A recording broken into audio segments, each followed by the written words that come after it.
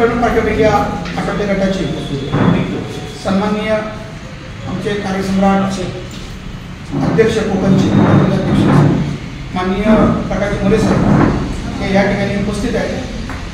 पनवेल तालुक्याच्या वतीने मी विजय पवार यांनी विनंती करतोय ते पनवेल तालुका अध्यक्ष म्हणून त्यांनी त्यांचं शाल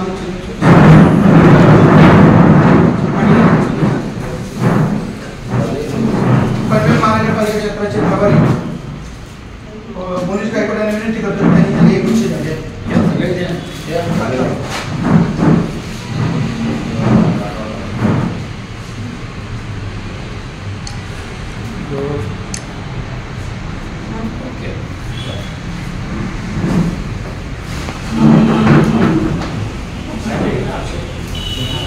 आता स्वागत करून मोनिश गायकवाड त्या वतीने आज पनवेल शहर महानगरपालिका क्षेत्र आणि पनवेल तालुका यांच्या वतीने आज प्रेस कॉन्फरन्ससाठी आलेल्या पत्रकारांचं पहिल्यांदा स्वागत करतो आणि परभणीमध्ये झालेल्या निंदनीय जो प्रकार झालेला आहे त्या प्रकाराचा आम्ही निषेध करतो।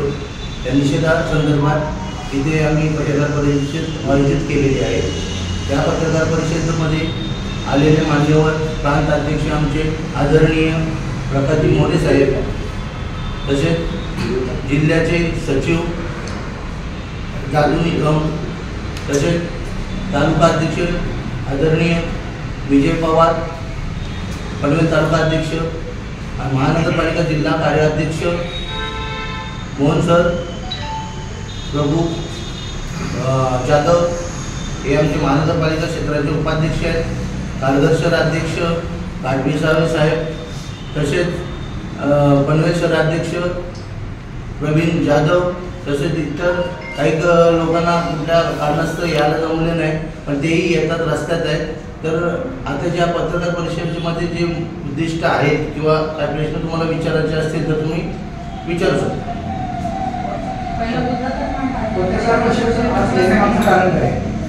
पत्रकार परिषद घेण्याचं कारण परभणीमध्ये झालेल्या जो कॉम्बिन ऑपरेशन आहे त्या निषेधाबद्दल आमचा निषेधच्या संदर्भात आम्ही पत्रकार परिषद घेतोय। त्या संदर्भात तुम्हाला काय प्रश्न विचारायचे? आरबीआयच्या माध्यमातून निषेधासाठी कशा प्रकारे तुम्ही निषेध व्यक्त करणार? आरबीआयच्या माध्यमातून पहिल्यांदा आम्ही पनवेल आंबेडकर पुतळ्याजवळ एक मुक मोर्चा आम्ही सोमवारी आयोजित करणार आहोत 11 वाजता। त्याच्यामध्ये तर मुक मोर्चाचं कारण असं आहे का आता जे कॉम्बिन ऑपरेशन झालेले आहे ते म्हणजे काय आतंकवादी आहेत का म्हणून तुम्ही कॉम्बिन ऑपरेशन करता का, या संदर्भात आम्ही वरिष्ठ कमिटीशी चर्चा करून आम्ही मुक मोर्चासाठी एक दिवशीय सोमवारी आम्ही 11 वाजता आंबेडकर पुतळ्याजवळ बसणार।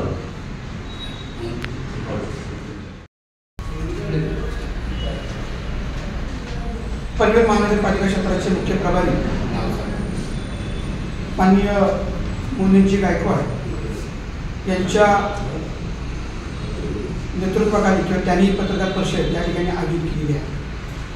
या पत्रकार परिषदेचं उद्दिष्ट त्यांनी स्पष्ट केलेलं आहे, परंतु पनवेल महानगरपालिकेचा कार्याध्यक्ष म्हणून मी या देखील पत्रकार परिषदेमध्ये थोडीशी माहिती आपल्याला देऊ इच्छितो की ज्यांनी आमच्यासोबत चर्चा केलेली आहे की तुम्हाला माहिती आहे बीड आणि परभणी या ठिकाणी प्रचंड प्रमाणामध्ये जातीय तणाव, जातीय वाद आणि बाबासाहेब आंबेडकरांनी जी संविधान दिले त्या वास्तविकतेची जे मोडतोड केली त्याच्या संपूर्ण महाराष्ट्रामध्ये आक्रोश निर्माण झाला। तर त्याचा देखील निषेध पनवेलमध्ये आणि रायगडमध्ये होणं अत्यंत अपेक्षित आहे। त्यामुळं रायगडच्या वतीनं सचिव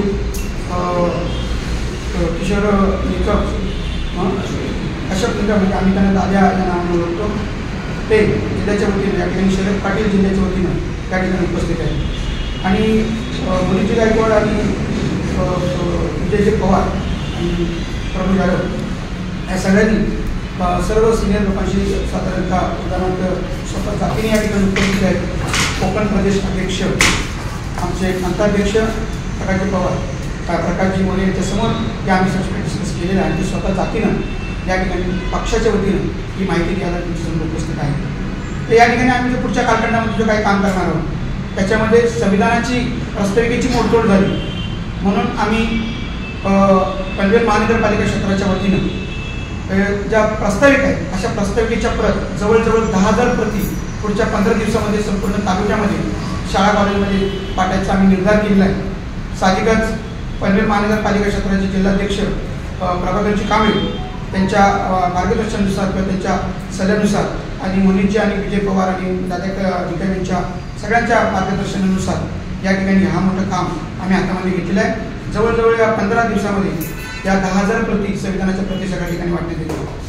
त्यानंतर महानगरपालिकेकडे आम्ही उद्या मागणी करणार आहोत महानगरपालिकेकडे जाऊन की संविधान उद्देशिकेचा जो स्तंभ आहे जी उद्देशिका आहे त्या महानगरपालिकेच्या कार्यालयासमोर असा भव्य दिव्य असा उद्देशिकेचा ज्याच्यामध्ये स्वतंत्र समता बंधुता न्याय ही चतुसूत्री त्या उद्देशिकेमध्ये आहे तो स्तंभ इमारतीच्या समोर महानगरपालिका लावा अशा पत्रकार परिषदेमधून देखील आम्ही या ठिकाणी मागणी करत आहोत. त्यानंतर तालुका अध्यक्ष बोलतीलच त्यांनी देखील एक विषय त्यांनी आखलेला आहे तालुक्याच्या वतीने ते बोलतील.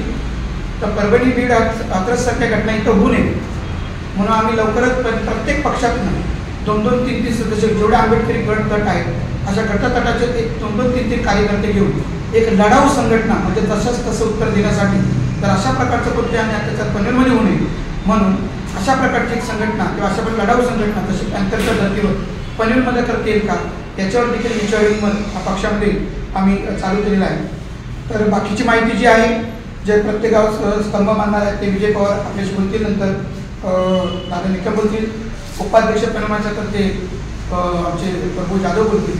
तर मी आता मला जी माहिती द्यायची होती जी माझ्यासमोर चर्चेला आणली गेली जे सांगितलं गेलं तर पुढची माहिती तालुका अध्यक्ष आणि विजय पवार त्याच्याबरोबर जिल्हा सचिव आणि एक त्याशी नेतृत्व निकम साहेब हे आपल्याला संबोधित करतील. या पत्रकार परिषदेचे उद्दिष्ट ते स्पष्ट करतील.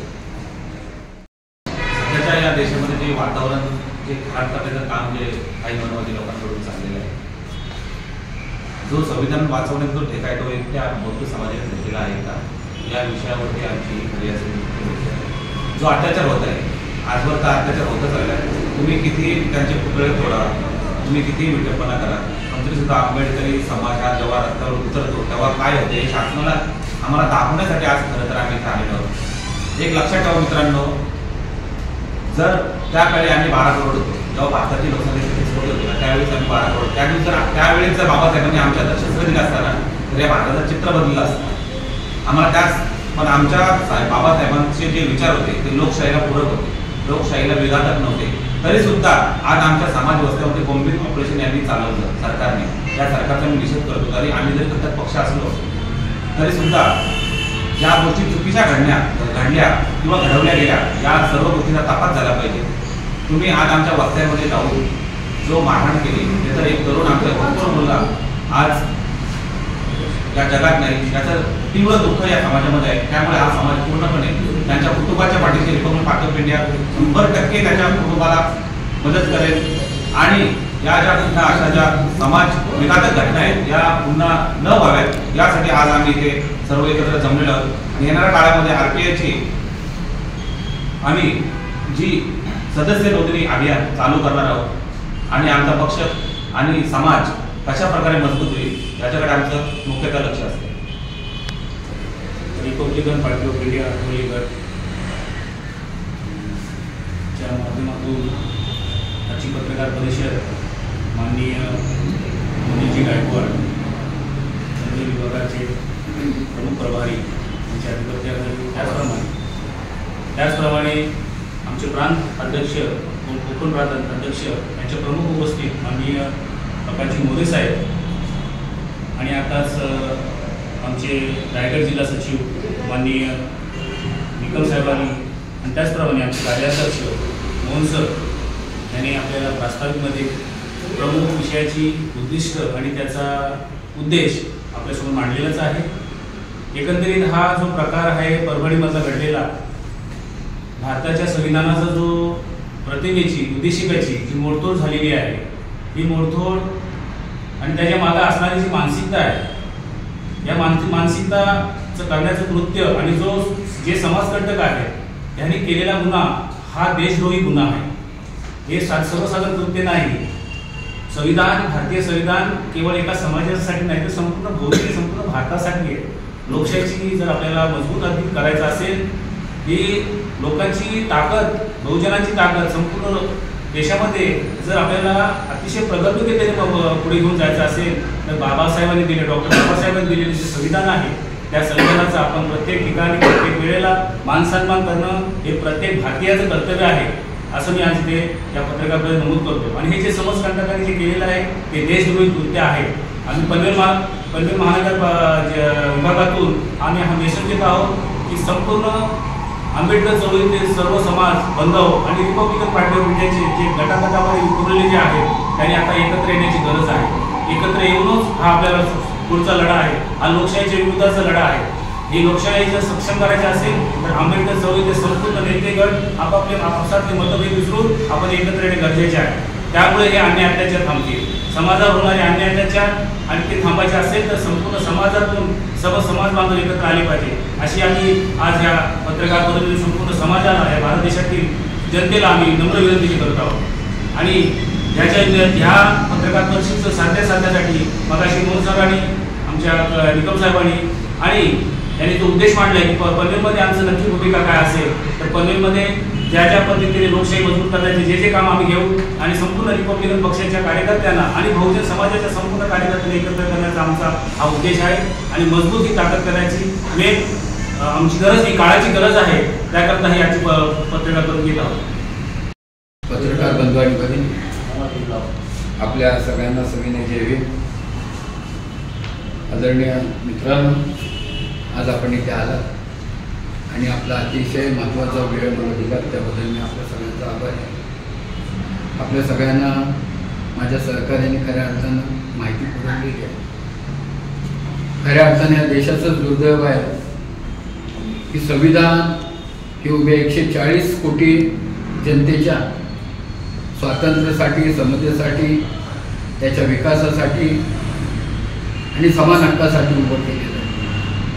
डॉक्टर बाबासाहेब आंबेडकरांनी ही घटना देत असताना अगदी गरीबातला गरीब, श्रीमंतातला श्रीमंत, महिला पुरुष हे दोन भाग न करता मानव व्यक्ती हे प्राधान्य देऊन ही घटना बनवली. आणि खऱ्या अर्थानं तळागाळातल्या माणसांचा गेल्या 75 वर्षामध्ये खऱ्या अर्थानं विकासाला चालना मिळालेली आहे. ह्याच महिन्यामध्ये दिनांक 6 रोजी डॉक्टर बाबासाहेब आंबेडकरांच्या महापरिनिर्वाण दिनी सगळे समाज दुःखी असताना दिनांक 10 रोजी परभणी येथे डॉक्टर बाबासाहेब आंबेडकरांच्या पुतळ्या शेजारी जी प्रास्ताविका होती घटनेची,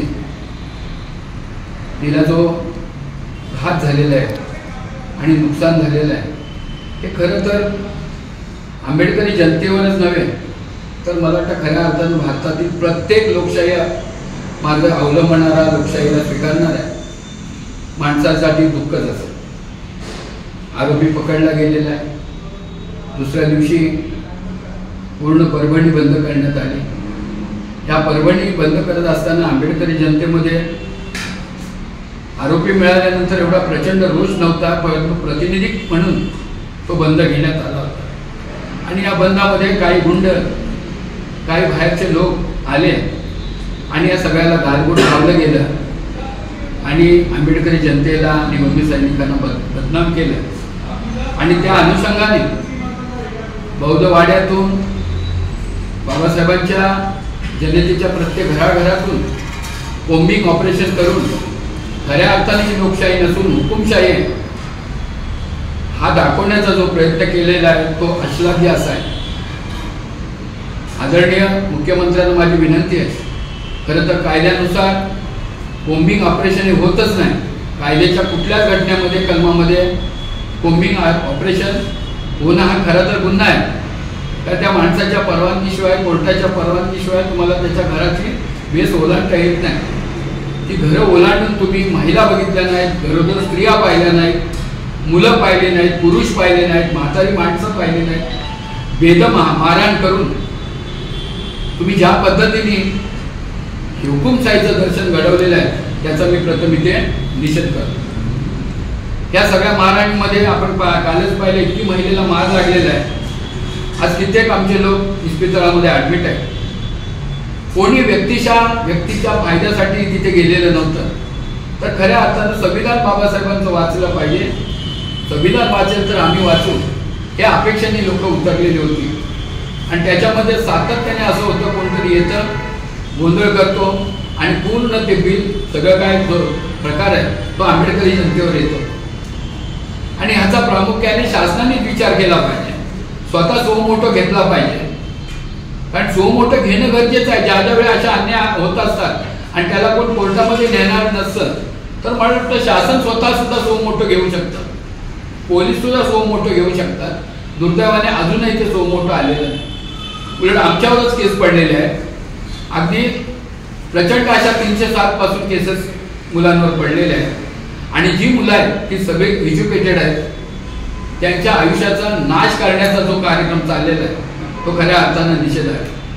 माझी शासनाला नवनियुक्त असलेल्या मुख्यमंत्री आदरणीय फडणवीस साहेबांना विनंती आहे की ज्याने खऱ्या अर्थानं संपत्तीला नुकसान केलेलं आहे, मग शासकीय संपत्ती असो, कोणाची व्यक्तीच्या संपत्ती असो, तिचं नुकसान केले असेल आणि त्याचे ते तुम्हाला पुरावे असतील तर त्यांना योग्य ते शासन झालं पाहिजे. पण निरापराध लोकांवर लाठी हल्ले झालेले आहेत, त्यांच्यावर केसेस झालेले आहेत. त्या सगळ्या केसेस तात्काळ मागे घेऊन त्यांच्या सुटका झाल्या पाहिजेत. आणि खऱ्या अर्थानं अजून एक आमचा त्याच्यावर आरोप आहे की या शासनाच्या दरबारातून ज्या पोलिसांबरोबर जे काही गुंड होते बरोबर त्या गुंडांनी सुद्धा पोलिसांबरोबर भीमसैनिकांना तिथे मारलेले आहेत आणि त्याचे CCTV फुटेज आहेत. ते फुटेज शासनाने शोधावे आणि त्याच्यामध्ये गुंड कोण होते भीमसैनिकाला मारणारे पोलिसांबरोबर त्यांना सुद्धा त्याच पद्धतीने शासन म्हणणं अत्यंत गरजेचं आहे. आणि ह्याच पोलीस दलामधून काही लोक होते जातीवादी पोलीस, त्यांनी गावगंडासारखे बुद्धवाड्यातून जाऊन बौद्धवाडीतून जाऊन गाड्या, कार, स्कूटर, मोटरसायकलींची प्रचंड अशी नासधूस केलेली आहे. आणि ती प्रचंड नासधूस सुद्धा तुमच्या सगळ्यांच्या लाईव्ह TV मध्ये आलेली आहे. तर या सगळ्याचा बोध घेऊन शासनानं खऱ्या अर्थानं या सगळ्यासाठी SIT टाकावी. ह्या SIT अंतर्गत खऱ्या अर्थानं त्याची पूर्ण चौकशी करून तमाम आंबेडकरी जनतेला नव्हे तर 140 कोटी जनतेला न्याय द्याल अशी मी अपेक्षा बाळगतो. बाकी आपण राज्यामध्ये आपलं सरकार आहे, त्याच्यामध्ये RPI भागीदार आहे, इथे भाजपचा आमदार आहे, म्हणजे महाराष्ट्रातही भाजपची सत्ता आहे. एकंदरीत सर्व सत्ता महायुतीची असताना सुद्धा आणि महायुतीचा घटक पक्ष RPI असून सुद्धा जे बहुजन बांधवांना, भीम बांधवांना असा वारंवार अन्याय केला जातो. तर आपण RPIची भूमिका काय असेल सरकारच्या विरोधात? मला तर वाटतं सगळ्यात महत्त्वाचा मुद्दा या संविधानाचा. ज्या संविधानावर जो हल्ला झालेला आहे तो आमच्यासाठी अत्यंत महत्त्वाचा आहे. मला वाटतं आजच हे सगळं घडत नाही. गेल्या 75 वर्षामध्ये सातत्याने संविधानाच्या विरोधात, संविधानाच्या प्रचंड नुकसान, बाबासाहेबांच्या पुतळ्याचा अवमान हे सातत्याने कुठलेही शासन असलं तरी हा होत असतो. आणि ते होत असताना सातत्याने आंबेडकरी समाज त्याच्या विरोधामध्ये उभाच असतो आणि लढत असतो. मला माहिती आहे की आम्ही एक संलग्न त्या पार्टीबरोबर आहोत.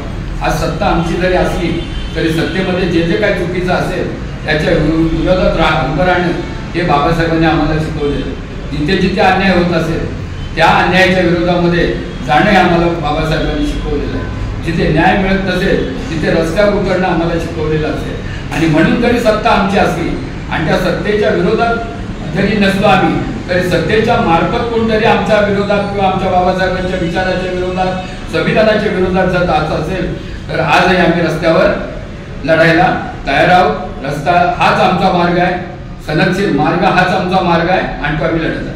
भारतीय जनता पार्टीचे अमित शहाने हे केलेले आहे की बाबासाहेब आंबेडकर म्हणण्यापेक्षा म्हणलं नसतं इतकी दिवस तुम्ही तर त्यांना स्वर्ग मिळाला असता देवात, तुम्ही हे कशा पडता? खरं तर या स्वर्ग नरकाच्या गडबडीमध्ये आम्ही पडत नाही. बाबासाहेबांनी सगळं आमच्यासाठी संपून टाकलेलं आहे. बाबासाहेबांच्या पायाखाली स्वर्ग सगळं आम्हाला आलेलं आहे. त्यांनी ज्या पायापासून आम्हाला हे सगळं दिलेलं आहे त्या पायाखाली आम्ही स्वर्ग भोगलेलं आहे. आणि म्हणून खरी सत्ता आमची असली आणि त्या सत्तेच्या विरोधात जरी नसलो आम्ही तरी सत्तेच्या मार्फत कोणतरी आमच्या विरोधात जर जात असेल तर आजही आम्ही रस्त्यावर लढायला तयार आहोत. तर आम्हाला प्रत्यक्ष आता या भूमीवरच स्वर्ग आमच्यासाठी आहे. आणि जो काय प्रश्न आलेला आहे त्याला मला वाटतं आदरणीय आठवले साहेबांनी कालच प्रतिक्रिया दिलेल्या आहेत आणि त्या प्रतिक्रियेला मला वाटतं आपल्यापर्यंत त्या पोचलेल्या आहेत आणि खऱ्या अर्थानं पूर्णपणे ती क्लिप पाहिल्यावर आपल्याला लक्षात येईल की निश्चितपणे काय भूमिका आहे. आणि जर त्याच्यातही असेल तर आमच्या प्रतिक्रिया निश्चितपणे भाजप आणि तर शासनाला जातील की जे झालेलं आहे ते चुकीचं आहे. शब्दाला थोडंसं आपण मर्यादा ठेवल्या तर मला वाटतं विरोधकांना त्याची संधी मिळणार नाही याची आदरणीय आठवले सर काळजी घेतील अशी मी बुद्धविहार असतील, बाबासाहेब आंबेडकरांचे स्मारक असतील आणि आता नवीनच वृत्त आपण तुम्ही संविधान उद्देशिका ही महापालिकेसमोर उभारली आहे तर त्या अनुषंगाने प्रस्ताव योग्य असे आहेत, परंतु त्या अनुषंगाने त्याची सुरक्षितता तितकीच महत्त्वाची आहे. त्या अनुषंगाने महापालिकेकडे कशा प्रकारचा पाठपुरावा केला? मला वाटतं जो काही बिहार निघालेला आहे पुतळ्यांच्या बाबतीत आणि बाकीच्या बाबतीत की आपल्याला सगळ्यांना त्याची कल्पना आहे. जर तुम्ही संस्थेकडून जर घेतलेला असाल तर त्या संस्थांनाच त्याच्या जबाबदाऱ्या घ्याव्या लागतात.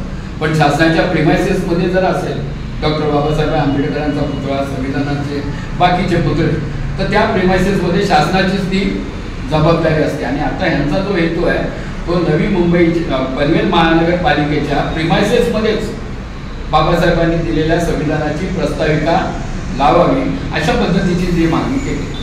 ज्या सरकारला तुम्ही आणण्यासाठी प्रयत्न केला ते सरकार असून सुद्धा केंद्रात आणि राज्यात सरकार असून सुद्धा आपल्या जनतेवरती वारंवार हल्ला होत आहे, तर तुम्हाला त्याची खंत वाटते का?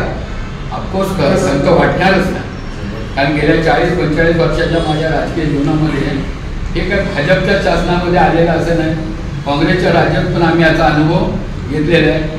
एक काळ होता मनोहर जोशींच्या काळामध्ये सुद्धा 11 बळी आमचे घाटकोपरला आंबेडकरी पुतळ्याच्या विटंबना झाल्यावर गेलेले आहेत. त्याच्या अगोदरही आनंद बरोबर वाद असताना 3 बळी गेलेले आहेत. खैरलांची प्रकरणं आपल्याला सगळ्यांना माहिती आहे, म्हणजे हे आता आम्ही भोगतोयच. त्यावेळेस सामाजिक न्यायमंत्री रामदासजी आठवले साहेब नव्हते, आता भारताचे सामाजिक न्यायमंत्री रामदासजी आठवले साहेब आहेत, तर यांच्याकडून कोणती प्रतिक्रिया येणार आहे? कारण का आदरणीय साहेबांच्या बाबतीमध्ये हे लढाऊ नेतृत्व आहे, संघर्षशील नेतृत्व आहे. मला वाटतं काही गोष्टी असतात ऑफिशियली त्यांना ते करता येत नसते, पण त्यांचे कार्यकर्ते समर्थ आहेत, भीमसैनिक समर्थ आहेत. तो लढाऊपणा राहणार आहे, आम्ही लढत राहणार आहोत. त्यांच्या प्लॅटफॉर्मवर मंत्रालय म्हणून, मंत्री म्हणून कायदेशीर सदस्य मार्गाने तो लढा आम्ही विधानसभेमध्ये, लोकसभेमध्ये लढवणारच आहोत आणि तो सातत्याने लढणार आहे. कारण सत्ता कोणाची येऊ, सत्तेमध्ये असलेल्या लोकांची जोपर्यंत वृत्ती बदलत नाही, खऱ्या अर्थानं ते लोकशाही स्वीकारत नाही. त्यामुळं कुठलीही सत्ता असली तरी त्याच्यातले काही ज्या वृत्त्या आहेत त्या अशा चालत राहणार आणि संघर्ष होत राहणार. सोमवारी जो आपण मूक मोर्चा काढणार आहात त्या मूक मोर्चा निदर्शन आहे. कोणत्या ठिकाणी बसणार? एक मिनिट. सोमवारी 10 वाजता बाबासाहेब आंबेडकरांच्या पुतळ्याजवळ तोंडाला ब्लॅक पट्टी बांधून, कारण आवाज दाबला जातो दलितांच्या शोषणाचा, ते मूक निदर्शनं आम्ही त्या ठिकाणी बसणार आहोत. शांततेच्या मार्गाने रिपब्लिक कार्यकर्ते, पनवेल महानगरपालिका क्षेत्र आणि पनवेल तालुका आणि जिल्ह्याच्या वतीनं सचिव निकम साहेब या ठिकाणी आहेत, उपाध्यक्ष शरद पाटील आहेत, त्याच पद्धतीने गाठले साहेब कार्य जेवढे शहराध्यक्ष तेवढे आहेत ते आम्ही पनवेल महानगरपालिका क्षेत्राचं अध्यक्ष आमचे प्रभाकरजी कांबळे साहेब त्या उद्या परवा मिटिंग घेऊन त्यांच्या मार्गदर्शनाखाली आणि या भूमिकेमधून आम्ही म्हणजे सोमवारी तुम्ही मुख्य निदर्शन करणार आहात. तुम्ही मगाशीच बोला की जेवढे आरपीआयचे गट बसलेले आहेत समिती स्थापन करण्यात तुम्ही त्यांच्याशी पत्रव्यवहार केला का किंवा तिला संवाद साधला आहे का? की सगळे आपण आता इच्छा मांडली की सगळ्यांनी एकत्र येण्याची इच्छा आहे किंवा सगळ्यांनी एकत्र यावं, तर तुम्ही आज कधी पत्रव्यवहार त्यांच्याशी केला का? अनेक गट आहेत. ज्या वेळेला परभणीचा आंदोलनाच्या दुसऱ्या दिवशी मी भीमदंका नावाचा एक व्हॉट्सअप ग्रुप तयार केला आणि जेवढे पनवेल वेगवेगळ्या प्रकारचे पक्ष आहेत, म्हणजे बरेच काँग्रेस आहे, त्याच्यामध्ये दलित समाजाचे नेते आहेत, की शेतकरी कामगार पक्ष आहे, त्याच्यामध्ये दलित समाजाचे नेते आहेत, अशा प्रत्येक पक्षातनं 2-2 माणसांचा एक व्हॉट्सअप ग्रुप मी तयार केलेला आहे. प्रत्यक्ष बैठक अजून झालेली नाही, पण ग्रुपवर चर्चा चालू आहे. तीच रेस्ट हाऊसला लवकर बैठक उपस्थित करून सर्व पक्ष एक आंदोलन उभं राहिलं पाहिजे, जेणेकरून इतर समाजावर अन्याय करणारे दलित शोषित वंचित घटकावर त्याने जर जाब असावा म्हणून आम्ही सर्व पक्षांची ही बैठक करणार. त्यासाठी पहिल्यांदा रिपब्लिक पार्टी ऑफ इंडियाची बैठक तालुका आणि जिल्हा यांची एकत्र होईल. म्हणजे पहिले मार्गदर्शन क्षेत्र रायगड जिल्ह्याचे सचिव आणि उपाध्यक्ष आणि तालुकाध्यक्ष विजय पवार यांच्यासोबत बैठक होऊन त्या ठिकाणी व्यापक अध्याय घेईल आणि मग सगळ्यांना, कारण आम्ही जेवढा आंबेडकरी समाजामध्ये आठवले साहेबांचा गट हा फादर गट आहे असं आम्ही मानतो. तर ते घेऊन सगळ्यांना आम्ही पुढे जाणार. आज एखादी विटंबनेची घटना घडते, समाज अग्रेसिव्ह होतो, कुठेतरी भावना तीव्र झाल्यामुळे काहीतरी तोडफोडच्या घटना घडतात, कारण त्या घटना निषेधार्थ ते केल्या जातात, मन दुखवली गेली असतात आणि जो आरोपी असतो तो बाजूला राहतो आणि ज्या घटनांमध्ये जे समोर येतात त्यांच्यावरती केसेस दाखल केल्या जातात आणि आरोपीला मात्र पाठवा म्हणजे एक प्रकारचं बॅकफूटवरती जातो आणि जे घटना घडते त्यांच्यावरती गुन्हे दाखल होतात. त्याच्यात आपण आरोपीकडे कसा फोकस आहे या दृष्टीनं तुमची लढाऊ ब्रिगेडची भीमसैनिकांची टीम कशी पुढे कार्यरत आहे? परभणीत झालेल्या परवाच्या सगळ्या प्रकरणामध्ये आपल्या लक्षात आलं असेल की काही समाजातले जे वकील आहेत त्या सगळ्यांचा एक संघ बनवला गेला आहे आणि त्याच्यामार्फत या प्रतीमध्ये त्या व्यक्तीला कशा पद्धतीने आपल्याला सगळ्या बाजूंनी भारतीय न्याय संहितेच्या अंतर्गत कशा पद्धतीने त्यांना जास्तीत जास्त सजा देता येईल आणि राष्ट्रद्रोहाचा गुन्हा दाखल करून त्यांना आजन्म कारावासाची कशी व्यवस्था करण्यात येईल ह्या बाबतीमध्ये वकील महोदयांचा एक संघ उभा राहिलेला आहे. ते त्यांच्या कामाला लागलेले आहेत. आदरणीय मित्रांनो, मला वाटतं की हा प्रकार फक्त बहुधांसाठी नाही. दलित हा शब्द मी कधी आयुष्यात वापरत नाही, कारण तो खरा सुप्रीम कोर्टाने अन्यायित म्हणजे नाकारलेला आहे. पण दुर्दैवाने काय आम्ही लोक अगदी बोलता बोलता ते बदलून जातो. आपण सगळे अनुसूचित जाती जमातीच्या वर्गातले लोक, बहुजन वर्ग, त्या बहुजन वर्गाच्या माध्यमातून मला वाटतं प्रत्येकालाच अगदी महिला उच्च शिक्षित असली, उच्च वर्णीय असली तरी सगळ्यांना जवळ असलेला संविधान आणि संविधानाच्या मार्गाला जर कुठे अटकाव होत असेल तर संविधान सदस्य मार्गाने आपण ते आंदोलन करू शकतो आणि तो प्रयत्न आम्ही सातत्याने करत असतो आणि त्याच्यात कुठेतरी कोणतरी गोंधळ करतो आणि हा सगळा प्रकार घडत असतो, केसेस होत असतात. आमच्या काळामध्ये कित्येक मुलांचे आयुष्य नंतरच्या काळामध्ये उद्ध्वस्त झालेली आहे आणि आता ते उद्ध्वस्त करू द्यायचे तर असा आमचा निर्णय. शेतकरी कामगार पक्ष आहे, त्याच्यावर दलित समाजाची नेते आहे. अशा प्रत्येक पक्षातनं 2-2 माणसांचा एक व्हॉट्सअप ग्रुप मी तयार केलेली आहे. प्रत्यक्ष बैठक अजून झालेली नाही, पण ग्रुपवर चर्चा चालू आहे की रिष्टावसला लवकर बैठक उपस्थित करून सर्व पक्ष एक आंदोलन उभं राहिलं पाहिजे, जेणेकरून इतर समाजावर अन्याय करणारे दलित शोषित वंचित घटकावर त्याने जर असं जाब बसावं म्हणून आम्ही सर्व पक्षांची बैठक आयोजित करणार. त्यासाठी पहिल्यांदा रिपब्लिक पार्टी ऑफ इंडियाची बैठक तालुका आणि जिल्हा यांची एकत्र होईल. म्हणजे पहिले मार्गदर्शन क्षेत्र रायगड जिल्ह्याचे सचिव आणि उपाध्यक्ष आणि तालुकाध्यक्ष विजय पवार यांच्यासोबत बैठक होऊन त्या ठिकाणी व्यापक अध्याय घेईल आणि मग सगळ्यांना, कारण आम्ही जेवढा आंबेडकरी समाजामध्ये आठवले साहेबांचा गट हा फादर गट आहे असं आम्ही मानतो. तर ते घेऊन सगळ्यांना आम्ही पुढे जाणार. आज एखादी विटंबनेची घटना घडते, समाज अग्रेसिव्ह होतो, कुठेतरी भावना तीव्र झाल्यामुळे काहीतरी तोडफोडच्या घटना घडतात, कारण त्या घटना निषेधार्थ ते केल्या जातात, मन दुखवली गेली असतात आणि जो आरोपी असतो तो बाजूला राहतो आणि ज्या घटनांमध्ये जे समोर येतात त्यांच्यावरती केसेस दाखल केल्या जातात आणि आरोपीला मात्र पाठवा म्हणजे एक प्रकारचं बॅकफूटवरती जातो आणि जे घटना घडते त्यांच्यावरती गुन्हे दाखल होतात. त्याच्यात आपण आरोपीकडे कसा फोकस आहे या दृष्टीनं तुमची लढाऊ ब्रिगेडची भीमसैनिकांची टीम कशी पुढे कार्यरत आहे?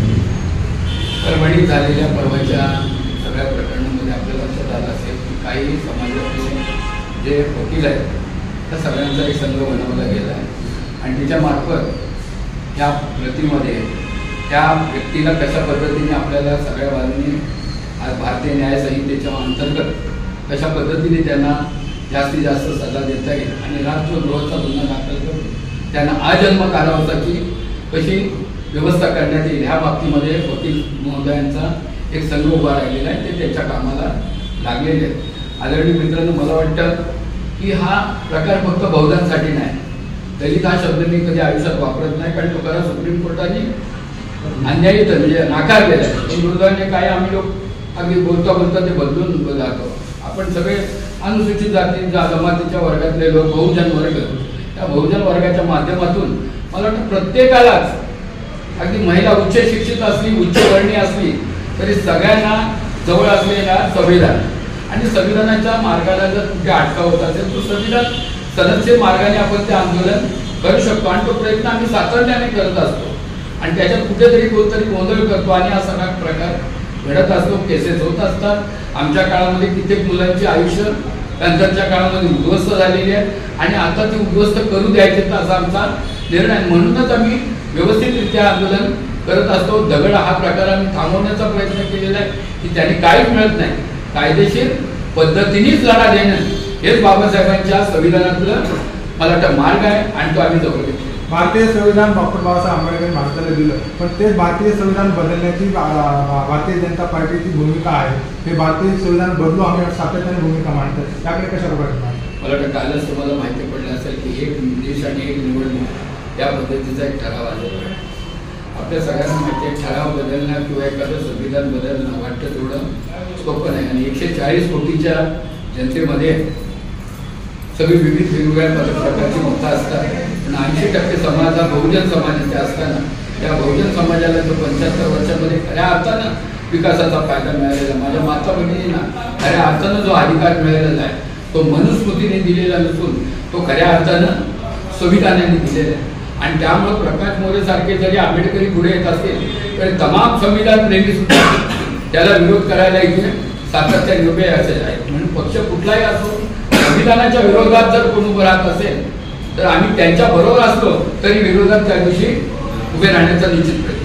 वेगवेगळे गट आहेत, वेगवेगळे लढतात म्हणून बहुजन समाजावरती अन्याय होतो तर कसं आहे आता जर आम्ही सगळेच बौद्ध एकत्र आल्यावर मग तुम्हीच म्हणता की बौद्ध एकत्र येतात बाकीच्यांना घेत बौद्ध नाही सर, समाज वेगवेगळे धनगर समाजावर असेल किंवा मातंग समाजावर असेल, धनगर समाजावर असेल, मराठा समाजावर असेल, ते वेगवेगळे लढताय म्हणून त्यांच्यावर प्रत्येकावर अन्याय होतो. बघा आता ही जात व्यवस्थेमध्ये गेलेली सिस्टम ही लोकशाहीला आपण दोष काय देऊ शकत नाही संविधानाला. ह्या देशामधली जी जातीय व्यवस्था आहे ती जातीय व्यवस्था अजून मजबूत करण्यात आलेली आहे. 10-12 वर्षामध्ये अजून ती मजबूत झालेली आहे आणि ती मजबूत झाल्यामुळे काल मराठा एक नेता संतोष देशमुख यांना जी प्रचंड मारहाण घालून त्याला ठार करण्यात आलेलं आहे त्याच्यामध्ये पण आज एक जातीचा घटक दोन उभे राहिलेले आहेत समोरासमोर आणि समोरासमोर उभे राहून आज त्यांची आपसामध्ये प्रचंड असा वाद निर्माण झालेला आहे की जात व्यवस्थेला समोर ठेवून जो काय प्रकार घडतोय तो अतिशय दुर्दैवी आहे. आज 57 जाती अनुसूचित जातीमध्ये ऍड आहे पण ह्या जातीतल्या फक्त मोजक्याच जाती याच्या रस्त्यावर उतरतात, लढा देत असतात. फायदे सगळेच घेतात पण लढा मोजकेच देतात आणि त्याला जात व्यवस्था हीच कारणीभूत आहे. संविधान हे सगळ्यांना समोर घेऊन जाणार आहे, सगळ्यांना सामावून घेणार आहे आणि त्यामुळं संविधान हे टिकून राहणार आहे. संविधान कुठल्याही परिस्थितीमध्ये कुठूनही अगदी भूतलाच्या वरून स्वर्गातून नरकातून कोणी आलेला असेल तरी तो ते बदलू शकत नाही. यांची आमची ठाम भूमिका आहे आणि तसं होत असेल तर आंबेडकरी जनता, संविधान प्रेमी जनता या देशातली जवळजवळ 80% जनता ही रस्त्यावर उतरल्याशिवाय विधान परिषदेमध्ये नाही, विधानसभेमध्ये नाही तर RTI कडून कोणत्या आमदारांना विनंती करण्यात आलेली आहे का परभणीचे पडसाद विधानसभा परिषदेत प्रश्न मांडण्यासाठी? कारण अद्याप प्रश्न मांडलेला नाही. मला वाटतं तारांकित प्रश्न आले तर ते काय करता येत नाही आणि त्यांच्या ज्या रेग्युलर ॲजमध्ये आहेत मला वाटतं तारांकित प्रश्न आले तर ते विषय येणार आहेत असं मला वाटतं. मला वाटतं आदरणीय नितीन राऊत साहेबांनी हा प्रश्न तिथे मांडलेला आहे. असं नाही की कुठल्या एका रिपब्लिकन पक्षाचा आज दुर्दैवाने तिथे प्रतिनिधी एकही नाही त्यामुळे तिथे काय आम्हाला बोलता येत नाही. पण जे काय संविधानाला मानणारा वर्ग आहे जो आमदार आहे त्या प्रत्येक आमदारांनी गेल्या 3 दिवस विधानसभेमध्ये हे प्रश्न तसाच देण्याचा प्रयत्न केलेला आहे आणि याच्यासाठी मोठं काढून ज्यांनी याच्यामध्ये शासन पोलिसासकट ज्यांनी याच्यावर जो संघर्ष वाढवण्याचा प्रयत्न केला त्याच्यावर कठोर कारवाई करावी अशी विधानसभेत मागणी केली. प्रश्न विचारलेले आहेत ते अतिशय मानवी प्रश्न आहे. आमच्या मान्यवरांनी श्रेष्ठींनी इथले प्रमुख कार्यकर्त्यांनी त्याचं उत्तर अति मानवीपणे आपल्याला दिलेलं आहे. आणि एकंदरीत तुमच्या प्रश्नाचा जो कल आहे त्या संदर्भात या परभणी विभागाचे माननीय मुख्य प्रभारी मुनीलजी गायकवाड यांनी जाहीर पत्रक 17 तारखेला काढलेलं आहे की हे परभणीमध्ये झालेला जो निंदनीय प्रकार आहे त्या प्रकाराला उत्तर देताना संपूर्ण बहुजन समाज ह्या प्रक्रियेमध्ये उतरला पाहिजे, आंबेडकर समोर याच्यामध्ये उतरला पाहिजे. म्हणून पुढील जी आमची प्रक्रिया आहे, आम्ही विनंतीपूर्वक पनवेल विभागातील सर्व रिपब्लिकन पार्टी ऑफ इंडिया या पक्षाच्या मित्र पक्षांना आम्ही विनंती करणार आहोत की ह्या प्रक्रियेमध्ये केवळ आणि केवळ फक्त एक समाज उतरू करणार नाही, तर संपूर्ण बहुजन समाज आणि त्याचप्रमाणे मित्र पक्षाचे सर्व समाज उतरून ह्या न्याय हक्कासाठी आपली पुढची लढाई करण्यासाठी आपल्या सर्व मित्र पक्षांचं सहकार्य लागेल अशी मी त्यांना विनंती करतो.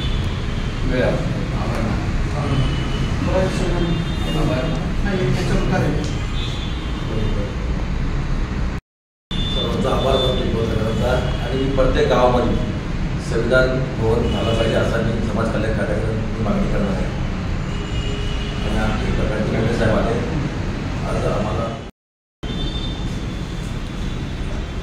सर्व पत्रकारांनी चांगली प्रश्न विचारलेले आहेत आणि त्याची उत्तरं आमचे प्रांताध्यक्ष, कोकण प्रदेशाध्यक्ष आदरणीय प्रकाश मोरे साहेब यांनी आपापल्या परीने उत्तर देण्याचा प्रयत्न केला आहे. या पत्रकार परिषदेला आपण उपस्थित राहिलात त्या सर्व पत्रकारांचं मी मोनितजी गायकवाड यांनी जरी पत्रकार परिषद बोलवली असतील तरी मी त्यांच्या वतीनं रिपब्लिकन पक्षाचा पनवेल महानगर अध्यक्षांना आभार मानतो. त्याच पद्धतीनं रायगड जिल्हा सचिव निकम साहेब निकम यांचं आम्ही मनापासून आभार मानतोय.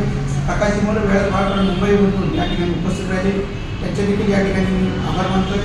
पनवेल तालुका अध्यक्ष विजय पवार तर यांचं मनापासून त्यांचं काम योजना पत्रकाशिमध्ये ते विजय पवार यांचे देखील मी मनापासून आभार मानतोय. त्याच्यानं उपाध्यक्ष पनवेल महानगरपालिका प्रभू जाधव, त्यानंतर ज्या पनवेल शहरामध्ये पत्रकार परिषद होत आहे त्या शहराचे प्रमुख, शहराचे अध्यक्ष प्रवीण जाधव आणि खास खासदारवरून अध्यक्ष खारघर शहराध्यक्ष गाडवी साहेब या ठिकाणी परिषदेला मार्गदर्शन करण्याचे उपस्थित राहिले. त्यांचे देखील मी त्यांच्याकडनं मोनितजी गायकवाड यांच्या वतीनं मी त्यांचे देखील आभार मानतो आणि पुन्हा एकदा सर्व पत्रकारांचे मनापासून आभार मानतो आणि कोकणच्या वतीनं ही पत्रकार परिषद संपली असं मी जाहीर करतो. अशा अधिक घडामोडी जाणून घेण्यासाठी संविधान पर्व या न्यूज चॅनलला सबस्क्राईब करा, तसेच लाईक आणि शेअर करायला विसरू नका.